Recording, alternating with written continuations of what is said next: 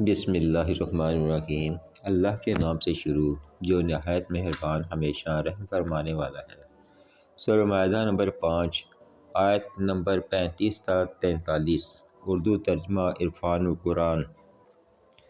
اے ایمان والو، اللہ سے ڈرتے رہو اور اس کے حضور تک تقرب اور رسائی کا وسیلہ تلاش کرو اور اس کی راہ میں جہاد کرو تاکہ تم فلاح پا جاؤ۔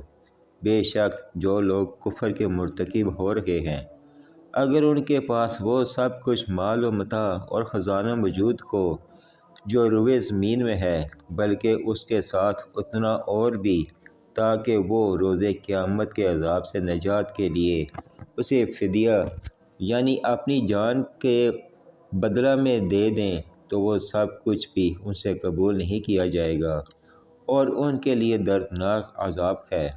وہ چاہیں گے کہ کسی طرح دوزخ سے نکل جائیں، جب کہ وہ اس سے نہیں نکل سکیں گے اور ان کے لیے دائمی عذاب ہے۔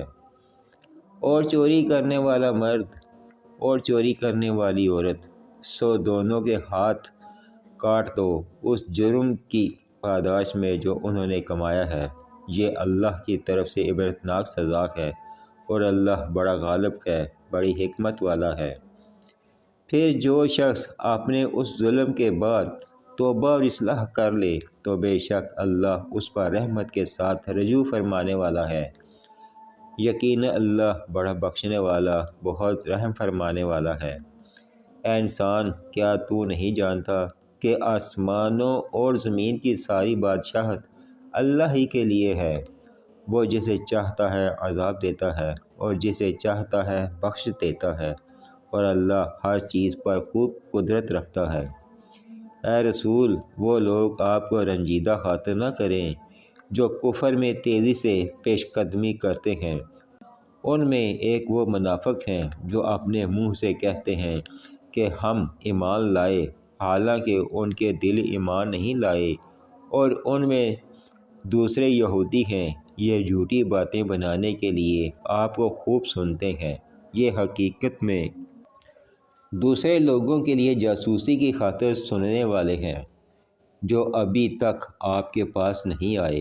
یہ وہ لوگ ہیں جو اللہ کے کلمات کو ان کے مواقع مقرر ہونے کے بعد بھی بدل دیتے ہیں اور کہتے ہیں اگر تمہیں یہ حکم جو ان کی پسند کا ہو دیا جائے تو اسے اختیار کر لو، اور اگر تمہیں یہ حکم نہ دیا جائے تو اس سے احتراز کرو، اور اللہ جس شخص کی گمراہی کا ارادہ فرما لے تو تم اس کے لیے اللہ کے حکم کو روکنے کا ہرگز کوئی اختیار نہیں رکھتے۔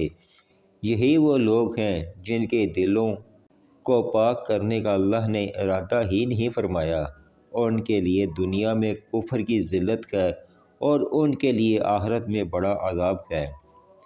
یہ لوگ جھوٹی باتیں بنانے کے لیے جاسوسی کرنے والے ہیں، مزید یہ کہ حرام مال کھانے والے ہیں۔ سو اگر یہ لوگ آپ کے پاس کوئی نزاعی معاملہ لے کر آئیں تو آپ کو اختیار ہے کہ ان کے درمیان فیصلہ فرما دیں یا ان سے گریز فرما لیں، اور اگر آپ ان سے گریز بھی فرما لیں تو تب بھی یہ آپ کو ہرگز کوئی ضرر نہیں پہنچا سکتے، اور اگر آپ فیصلہ فرمائیں تو ان کے درمیان بھی عدل ہی سے فیصلہ فرمائیں، یعنی ان کی دشمنی عادلانہ فیصلے میں رکاوٹ نہ بنے۔ بے شک اللہ عدل کرنے والوں کو پسند فرماتا ہے۔ اور یہ لوگ آپ کو کیوں کر حاکم مان سکتے ہیں؟